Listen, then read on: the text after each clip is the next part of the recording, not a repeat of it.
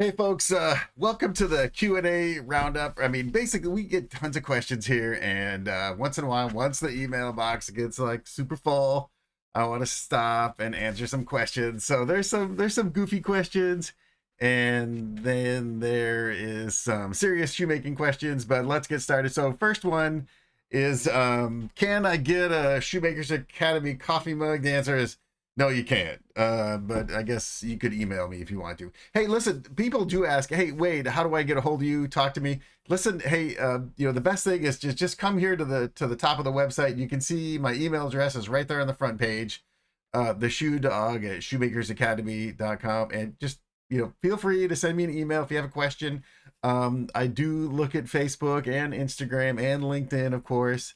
And also if you go to our consulting and coaching page over here, sorry, and you'll see that down here, I'll get to it here, there's a link that just says schedule a time to talk to Wade. So if you want to schedule a call with me, schedule a Zoom link or a phone call, you can just hit that. You'll see a calendar that has open spaces and you can talk to me. So that's that.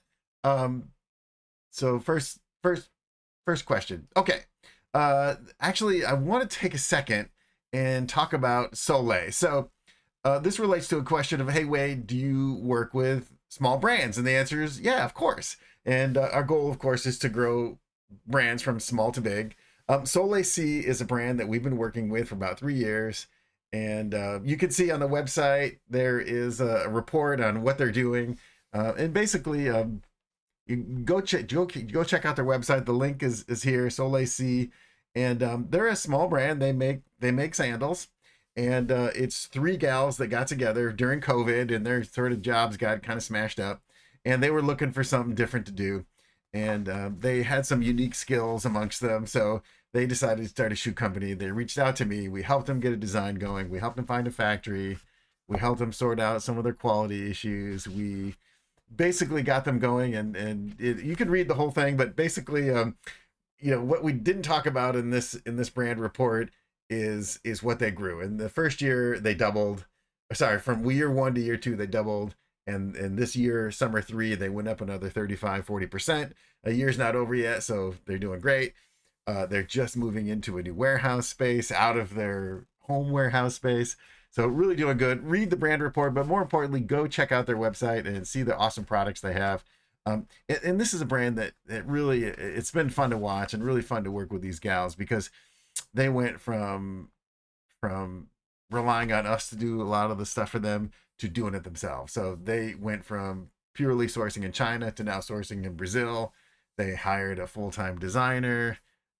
They have their own quality people now, so it's pretty exciting to watch this brand grow, and yeah, they still have a lot of investment money to pay back, but they're cash flow positive, and it's really fun to watch. So that's Soleil C. So again, this is a brand that we've been working with, and this is a brand that's kind of graduated. We still help them here and there, but they're basically standing alone. They've got a nice CRM going. They use Shopify. They have direct retail customers. They're on Revolve now, so they're getting some online orders through a big online retailer. Not Zappos yet. Cross your fingers.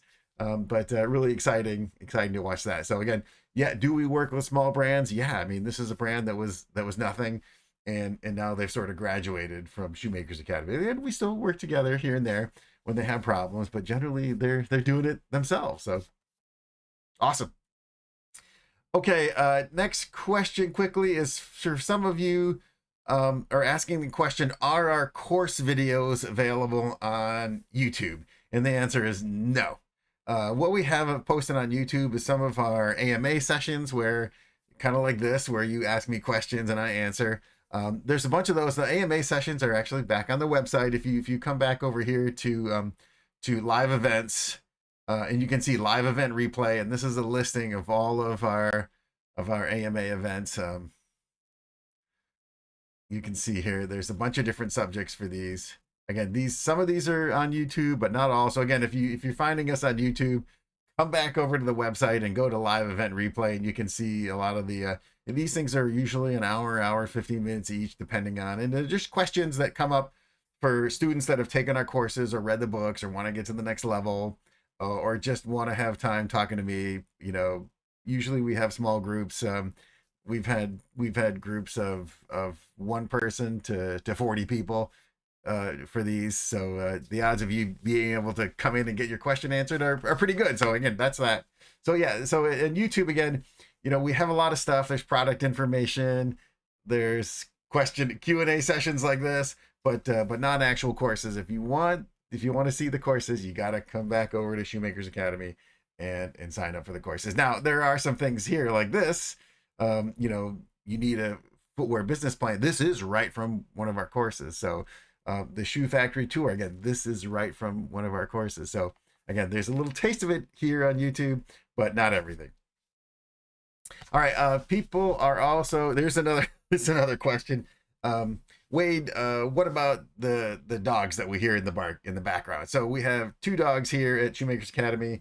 I'm the big shoe dog, but we also have Darla. She is a 13-year-old Chihuahua pug. She's about 10 pounds.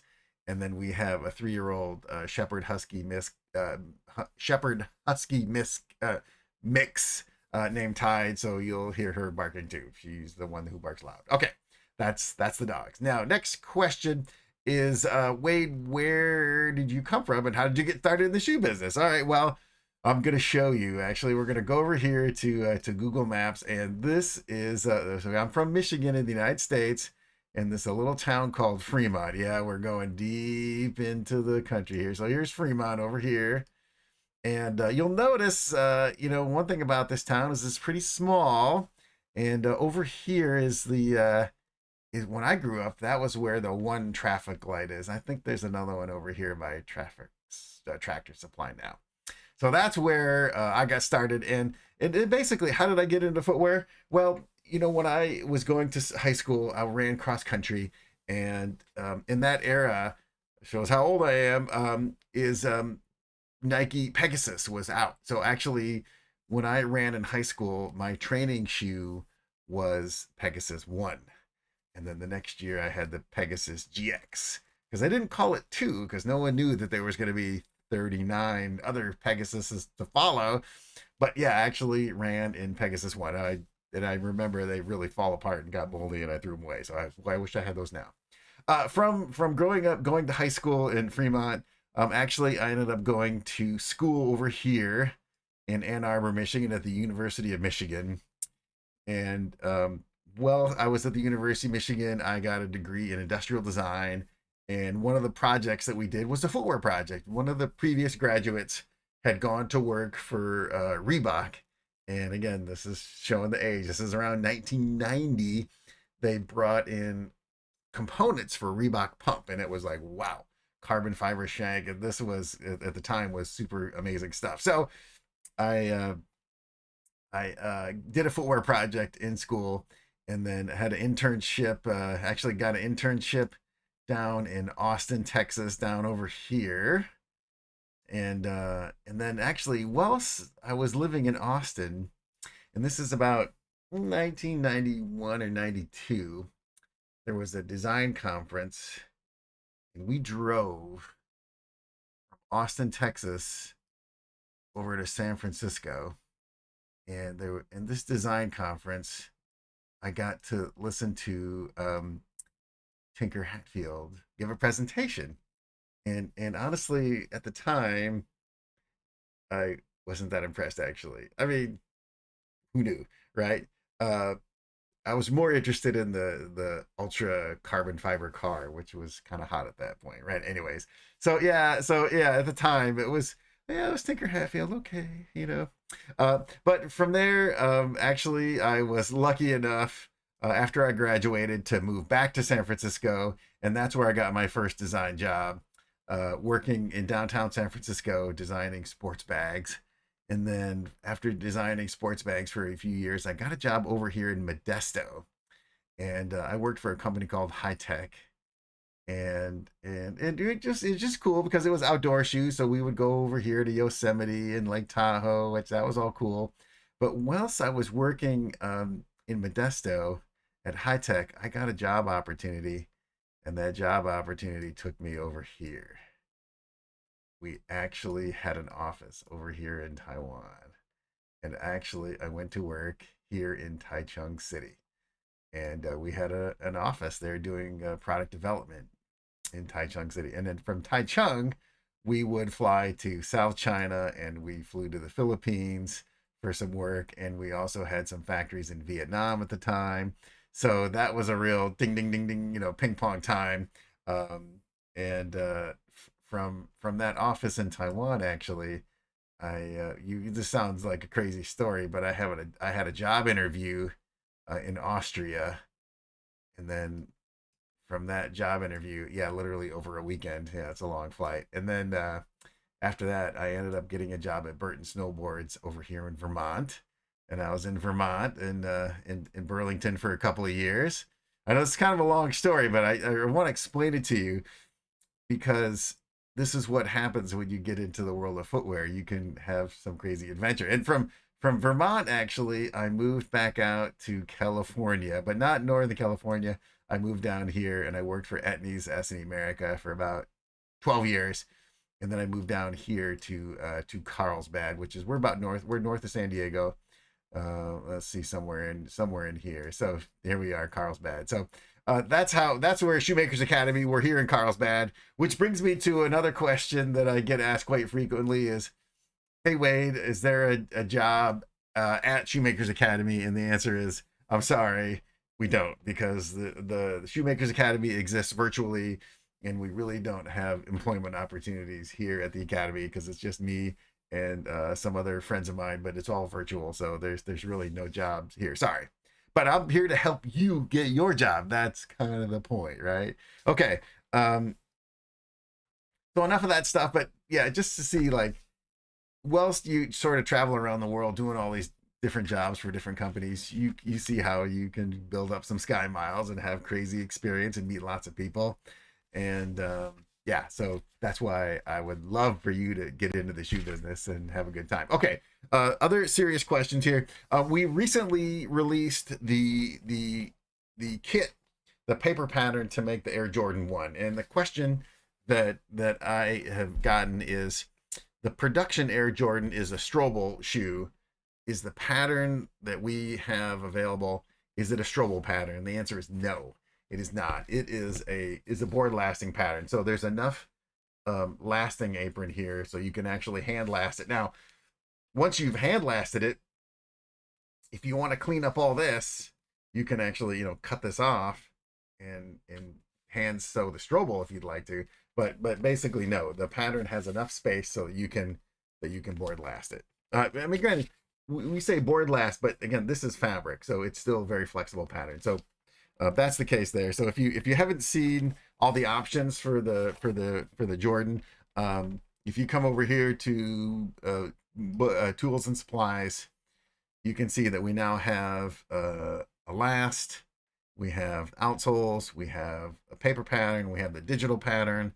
If you want to get the digital version of the last, we have that also. We also have the SNF1, which is more sleeker Vans, sort of vintage running, if you want to do that kind of style.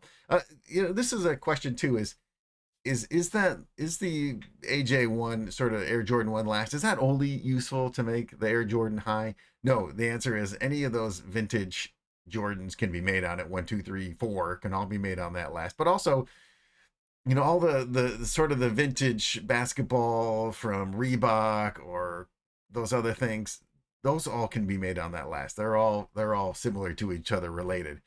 Converse, no. The Converse is a little bit sleeker, and that's more towards the SNF 1 last, just in case you were wondering. Okay. Next question is, let me look here. Okay. The question I've gotten, and this is a pretty interesting one, and this question is, we're a small shoe brand. Should we hire a full-time designer, or should we have a designer by contract? And I've been pretty lucky because I've worked on sort of all sides of it. I've worked in-house as a staff designer, but also as a staff designer in-house, we would contract with designers to do special projects. We had a guy that was really good at combat boots. We had another guy that did a lot of running type stuff. We had a gal that was really good at doing women's shoes, remarkably, right? So we would depending on the project, we would do it ourselves in house, or we would pick on one of these independent designers to do it for us. Now, um, the problem when you hire an outside designer is when they give you the material, it might not be exactly. It's never exactly what you want. Of course, you're paying for it, and you're going to push them to make exactly what you want, but their documentation may not be the same format or whatever. So as an in-house designer, one of the things that I would quite often do is take that material from the consultant and just kind of reformat a little bit, change some of the material specs to make sure that it was our price, and make sure the last information was correct, and basically just kind of clean it up, because I was actually, being the in-house person, I would handle the product development. And that's actually one of the challenges of when you hire an outside designer. Where do you turn them off, right? Do you hire that designer and they see the project all the way to the end, in which case you might be flying them to the Far East, or you might be getting a prototype and sending it to them to look at it, or it depends of what kind of shoemaking expertise is in your company, right? So when I worked at High Tech, we would have the consultants do it. We would take the design from them and be like, thanks, here's your payment. We're going to take the design, we're going to execute it from there. We don't need any more service from you until the next design comes. Other small companies, if you don't have a developer, right, full time, that you will work with a designer to see the process all the way through. And I, as a design consultant, I work both ways. If somebody just wants to take the design and go do their own thing, awesome. If they want me to see the design through, then I do that too. Sometimes when you start to pay designers to go to the Far East, you think, am I really paying this person $500 to sit on an airplane? Yeah, you are, because that's time that I'm away from my work to do other things. So that's what you end up having to do. And of course, the other question is, if you hire out, then you could get a designer that maybe worked for Adidas or Nike or some other big company, and that's an expertise for a small company that could be pretty invaluable, right? I mean, yes, you can buy a Nike shoe and cut it open, and obviously we do that all the time here, and see how they did what they did and measure it and all these other things. But also sometimes you want to get that experience, so you say, okay, let's hire someone that has big brand experience to come and help our company. Now, the reason why you wouldn't have an in-house designer is, do you have enough work to keep them busy, right? Is this designer, are they qualified to do the development too? So yes, you can basically have that person be a one man or one woman show that does the design, does the development, helps you in sales and marketing, right? You can keep that person busy all the time. Are they a good colorist? Can they do outsole drawing? So again, it's really, if you're going to hire somebody into your company, can you keep them busy? And also, can they keep it fresh, right? Because I've worked for companies for 5 or 10 years, right? And if you're doing the same thing over and over again, eventually you'll be like, what's new, right? Either you're on the state of the edge, you're on the leading edge, or you're maybe one step back, and you still keep it fresh. And that can be a challenge sometimes. I mean, I've been lucky enough to when you're working on a product and you got to make an update every year, can you keep it fresh? Yeah, well, there's always inspiration to make something new and keep it fresh. So I've been pretty lucky that, I swear, even after 10 years, you come up with something new in this product category. Oh yeah, that's what we do, right? Um, so there's your answer. Again, it really depends on, can you keep them busy, and would a single person have the skill set you need to make it worthwhile, right? Otherwise, hey, pick and choose, and also having, and in fact, this is how I got my first design job. I was a contractor, and we did a job together. They liked it, and then they hauled me in. And from there, I became the in-house designer. I became the developer, the development manager, and the rest is history. And again, that's a great way to bring in something fresh, bring in a young kid that doesn't know, right? Because sometimes if you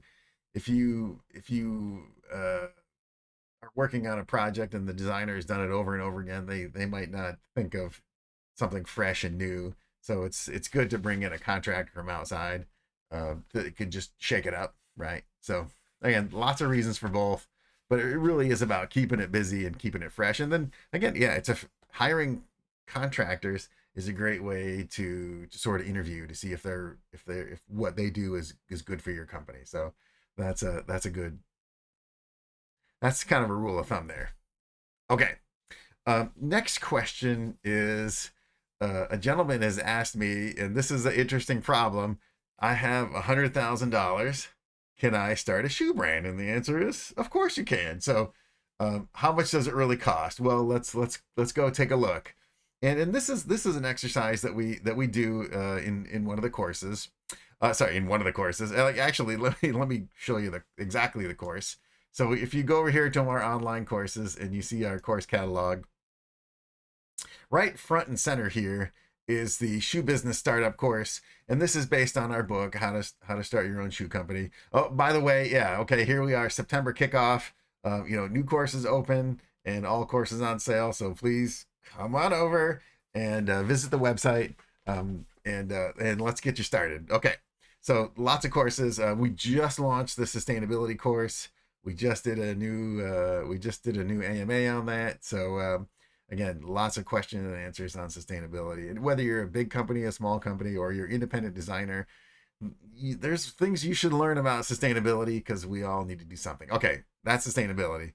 All right, so we were talking about, can I start a shoe business with $100,000? And the answer is yeah, pretty much. And I'll walk you through it. Maybe a little bit more than 100, but I'll show you how it all adds up. So this design here, and we're talking about a project that's roughly like an Air Jordan, which I mean is an upper that's just cut and stitched with a little bit of printing, but with no crazy upper molds in a one piece cup sole, right? So what are the items here? Okay, if you're new to the business, then I'm gonna say, $1,500. Go get the all access pass. Because you need to learn this business. Otherwise, you're gonna waste a lot of money and screw up. So first thing is invest in yourself and get some shoe education. So that's why first item is go get yourself the all access pass. Okay, that's the plug. Next one is, what's a shoe design, right? If you have a great design, awesome. But if you're not in the shoe business, I guarantee you your shoe design is not ready. So you're gonna have to hire somebody to get that design done, right? Even if it's your own design, you're going to need some cleanup work. So I put $10,000. $10,000 will get you it won't get you Tinker Hatfield, but it'll get you a designer that really knows their business, right? And this would be for an upper and a couple uppers and an outsole, right? $10,000. So here's the next thing, and I put in this quote, product management fee. And this is if you wanted me to run the process for you, right? If you're going to do it all yourself, then you don't need this. But if you wanted me to oversee your project for you and get you through all these things, so you could do it hands off, then this is, pretty reasonable, but this is what it would cost, basically, 18,000 a year. Could be more, but roughly that's what it is. Okay. So that's stage one, is just to get yourself a design and a structure to get the thing made, right? Now, if you come at it with a design that's finished, you're right here. So now we're looking at getting a last developed, right? So whatever shoe you're going to make, whether you're going to make a Air Jordan or a running shoe or whatever, you're going to have a last, right? So, if you were to send me a shoe and say, Wade, copy the last for this, that's about $350 to make that, right? So pretty easy process. Next is to make last for testing, to do the upper work, molding, drawing. So roughly to take the drawing to the first prototype stage with some soft prototype tooling is about $2,000. And that's basically one outsole and one upper, right? If you want to add some other uppers, which I'd recommend you do if you're starting a new company, then add a couple $100 onto that. If you have any fancy upper molds, then it's going to be a little bit more. Stage 3 is the pre-production tooling. So what is that? That is, once you've approved the design, right? And you've got the first one that looks great. You hold it in your hands and you decide we want to go to the next step is to make the production equipment of one size. And again, this depends on how fancy a shoe you're going to make, right? So you could be looking anywhere from $2,000 to $4,000 to $5,000 if you're doing, say, a running shoe with the two components, midsole, outsole, right? So in this case, regular cup sole with some uppers and some cutting dies and some pressing plates to make sure it all works. So yeah, somewhere $3,700.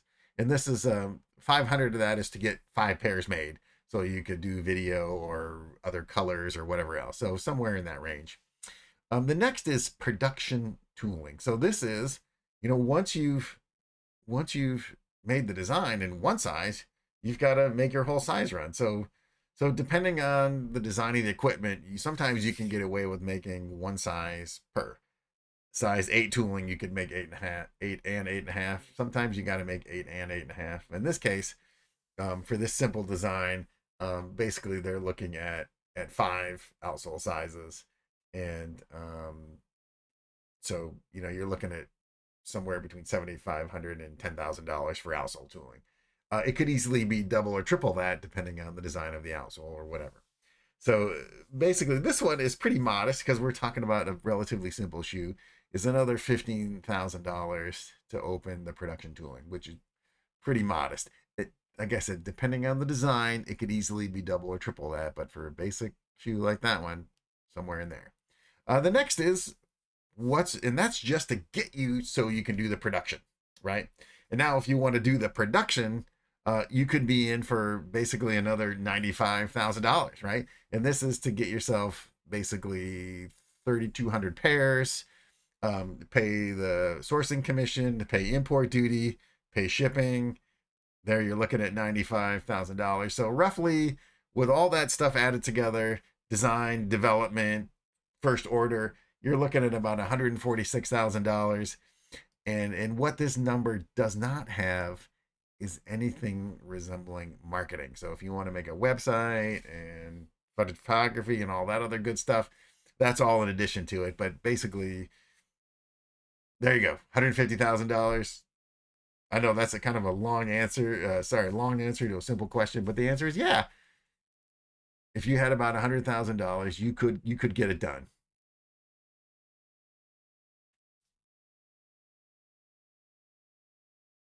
Okay, next question, and this one is a little bit goofy, but what is the thingy at the end of a shoelace called? Right? What is this thing called? Right? And this thing is called an aglet. It's called an aglet.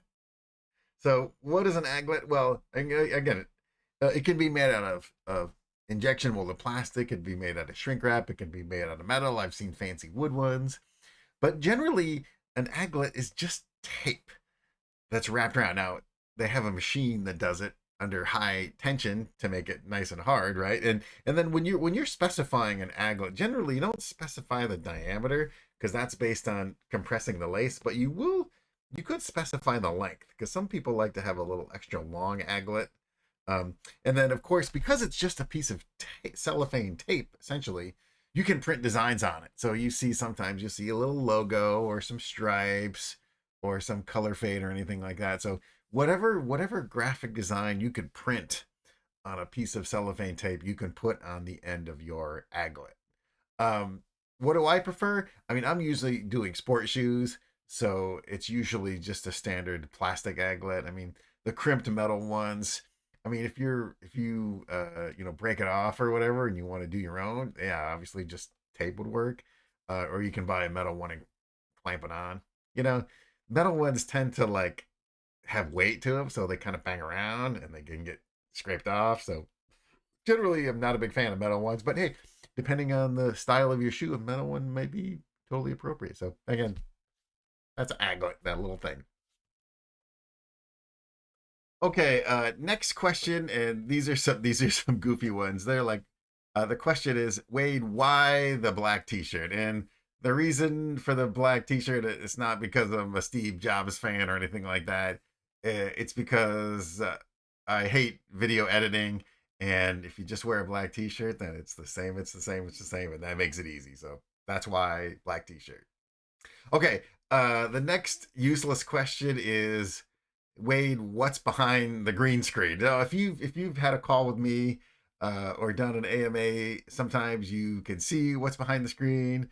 But if you're asking the question, okay, well, I'll show you what's behind the screen. Okay, that's what's behind the screen.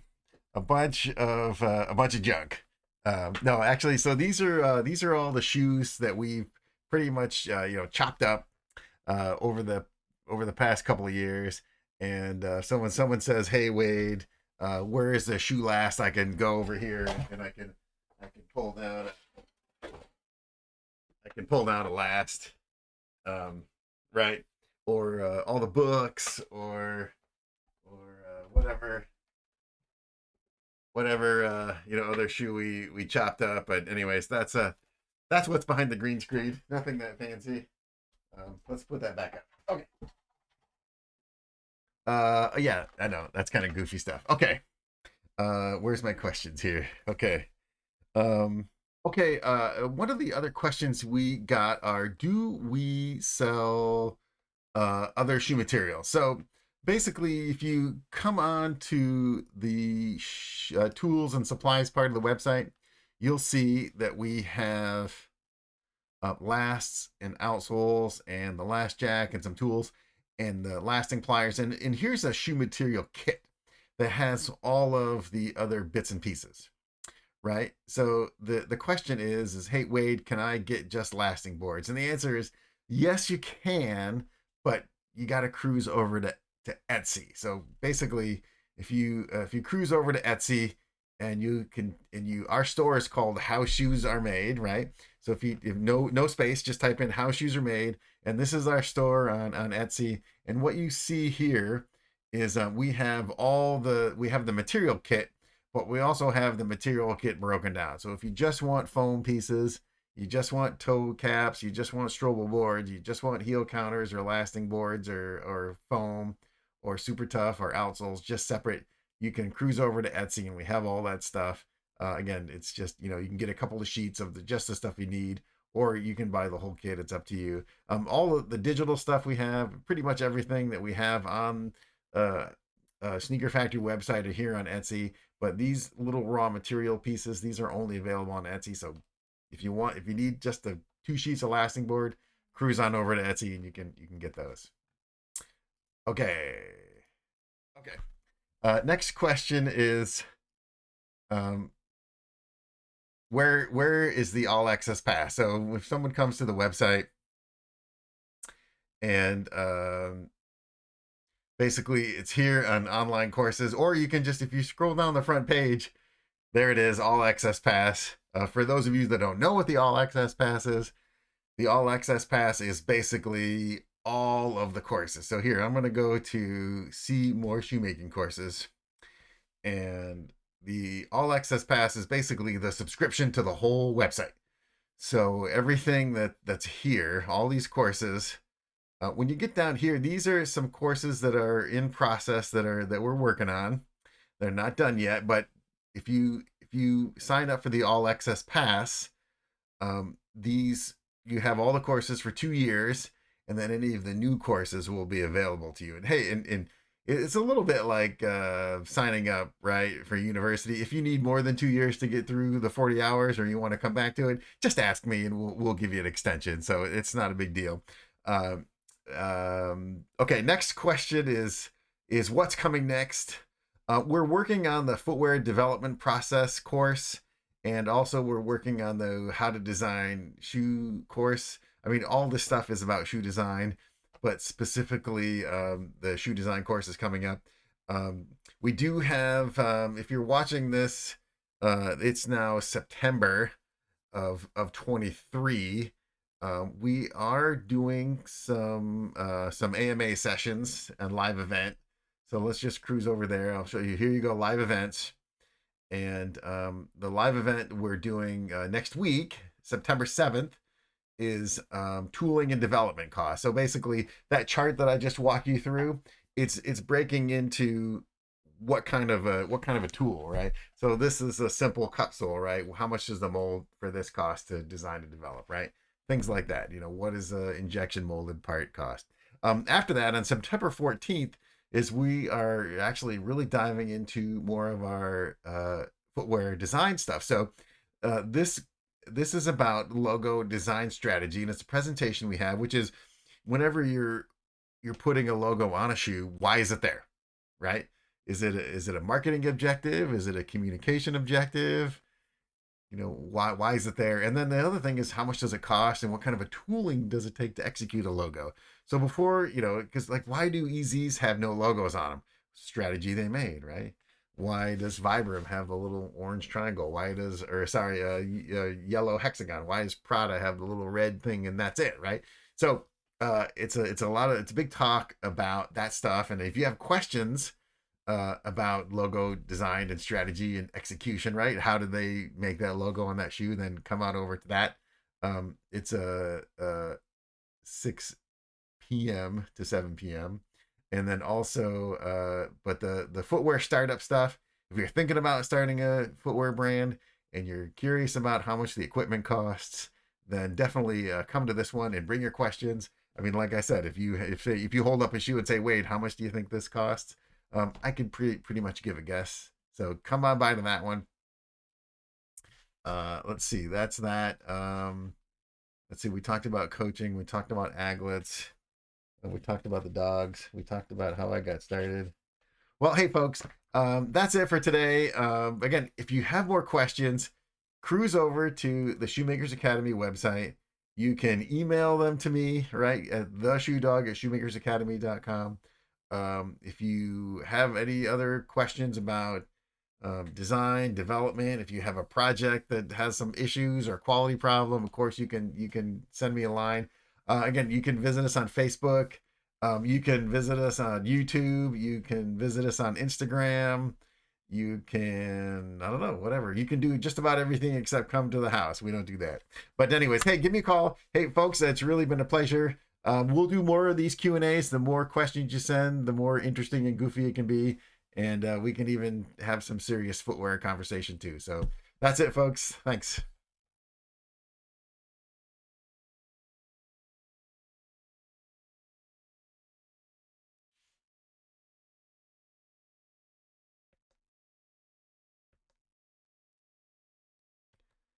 You're still here? Go away.